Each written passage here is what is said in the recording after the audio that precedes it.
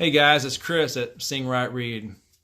3 months ago today, Charlie Kirk was assassinated, and I'm compelled to speak in remembrance. Why? Because a lot changed that day for many people, including myself. It's not because a man was brutally and tragically killed. That happens every day in this country. It is because of the reaction of many of you who agreed with and glorified the act and celebrated the death of a faith-filled conservative man. You celebrated blatantly, and you celebrated passive-aggressively. Like, this should never have happened, but in this case, this is why I'm glad it happened. But your reasons for happiness over the death of a debater were misguided and totally wrong, basing them off one-liners and social media memes that your friends seem to have no shortage of.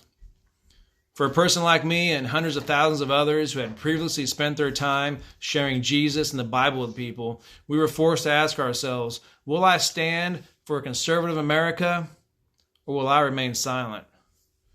Your jubilant post over Charlie Kirk's death created a shift in our hearts because it showed us that millions of Americans have been blinded by their political ideology.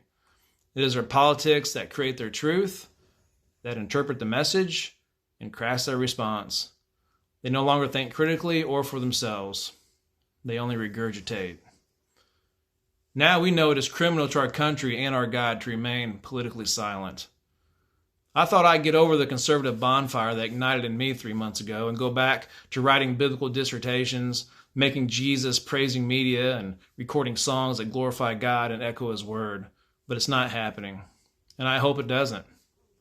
Because I have found that conservative values are worth fighting for, and I pray someday God blesses us with a leader with strong conservative policies that embrace America and what this country stands for, and who can implement those ideas in a way that brings our country back into unity, because I believe that can be done.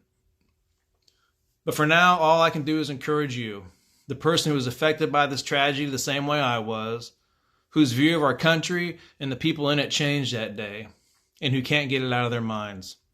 I encourage you to keep standing, keep speaking, keep debating, shed violence like it flees from you in fear, and stand in love for your family, your country, the lost, and for God. The desire you have to stand on the soapbox and speak what you believe is real, admirable, and worthy of pursuit. God bless you, and God, please intervene in the United States of America and blow the winds of revival from coast to coast.